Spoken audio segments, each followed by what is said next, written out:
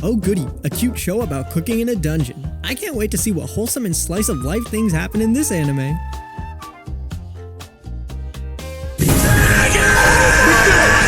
Look out! Oh!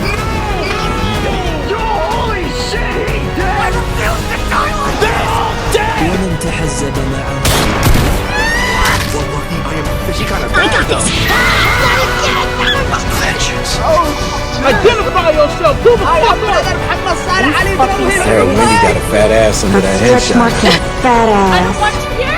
What did I do? Motherfucker got that vengeance!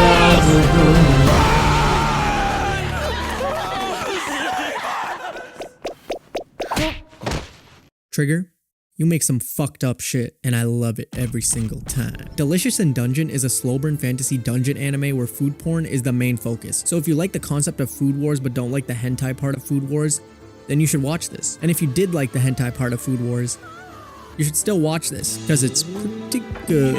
In my last video about Samurai Champloo, I talked about how originality is something that is really rare in anime these days, and lots of new storylines and narratives are copy and pasted with a different font that a specific audience is already familiarized with, and that gets boring fast. But one genre, the fantasy genre, is starting to change the game up a lot in terms of the types of world building, characters, and actual immersion it produces. Delicious in Dungeon works because it blends cozy food porn vibes with unexpectedly dark emotional depth, and that tonal contrast is what makes this show special. Laios, Chilchuck, Marcel, Fallon, and Senshi, the autistic five. And I say that as a good thing because oh my god, these characters are some of the most enjoyable characters I've ever watched.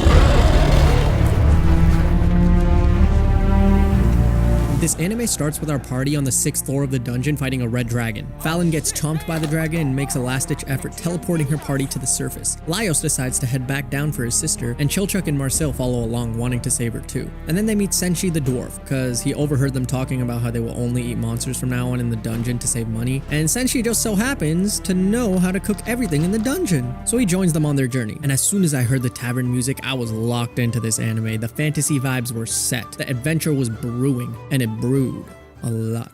Every episode of this anime revolves around the characters making a dish like every 3 minutes, and an explanation on how the dish is made, the monster parts needed, and why the nutrients in the food is exactly what they need in that moment, which is important to note since this anime does an amazing job at world building with the dungeon and monsters, showing how the dungeon itself is a living, breathing organism that relies on consumption, and species eating other species are a big part of its ecosystem. Laios and Senshi are really good at explaining how these monsters work, and the show gets really creative with the food as well. The living armor our party faces is not just a ghost controlling armor. It's a colony of mollusks using armor as a shell to protect their organs. The slime that attacks Marcel at the start has its own organs where if you puncture a certain part of it, it will die. When do you ever see organs in a slime? And you can use it as gelatin. This is so good. Rimuru, please demonstrate. It's been a long day without you, my friend. Understanding the biology of monsters like golems to start a vegetable farm on their backs, it makes all these supernatural things feel natural in this world because it makes sense, and I fuck with that. Combining D&D elements with Hell's Kitchen was not something I thought I would enjoy at the start, but it proves me wrong in every single way for one sole reason: tonal shifts. You'd think this anime would be cozy, wholesome adventure cooking story, but no.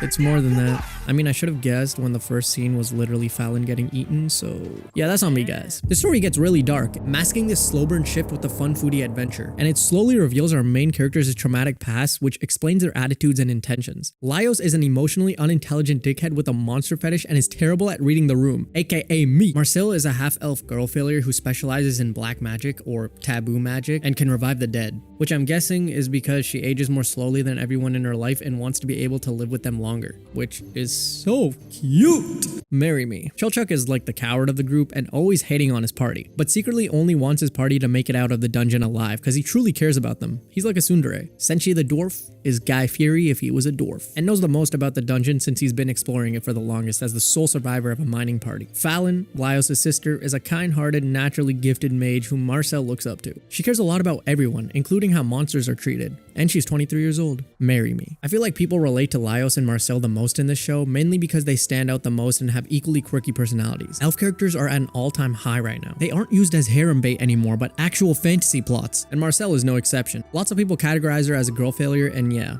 we need more of those.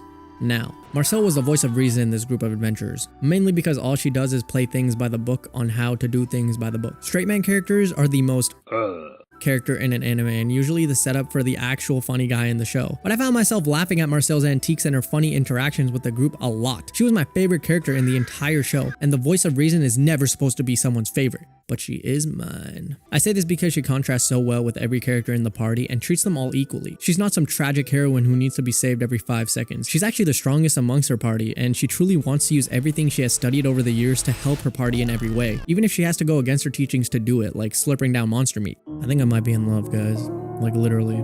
Like on a molecular level of down badness, I want her to sit on my face. Laios is our group leader, and he is stupidly refreshing to watch as a character. His monster fetish ties into his dense personality since he literally only thinks about monsters. It's so funny because people genuinely think this man's autistic in the show, so the author Ryoko Kui had to publicly state that he's not. He's just a relatable guy. And let me tell you, she is completely right. I found Laios the most relatable character in the show simply because he has no emotional intelligence, just like me. My coping mechanism is laughing. I will laugh if you tell me something depressing, and I cannot follow social cues unless you tell me to follow them, disregarding the totally bad thing happening in front of me right now and thinking about something else completely different. For the longest time, I haven't been able to stand being anywhere near you. Why not say something sooner? What's the point in telling me now? If it was so hard to be around me, you should have told me back then so I knew. I felt that. Like, what's the point of lashing out at someone who you know is in their own world when you could straight up just tell them in a calm way? That's right. Fuck you, Shuro. This scene also made me appreciate Chilchuck more. Laios is so locked into his own world that he forgets other people have feelings, and the show doesn't punish him for it. It just shows you what he's like, and that's what makes him so refreshing. We're so lucky. If Fallon didn't get eaten, we wouldn't be having sorbet now.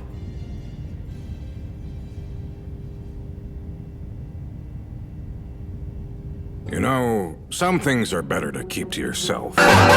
Dungeon Meshi was actually Studio Trigger's first manga adaptation, and Ryoko Kui was heavily involved in production, which explains why it's so faithful to her vision. And let me just say, the power Studio Trigger holds, oh my days. If they can get more manga under their belt, they can easily surpass the likes of other anime studios. I feel like their visual style is perfect for adapting seinen shows, especially with the way they design characters and make them look old, I guess? Like when Chilchuck told everyone he was 29 years old with a wife and kids. I was not surprised. That's how good his character design is. It's also Studio Trigger, who used to be Studio Gainax. So they're kind of hiding their potential right now because they're that OP.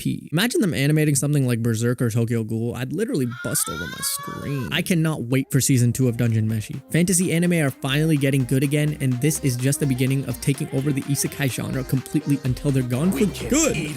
Anyways, Fallon and Marcel are calling my name, so watch this. Enjoy.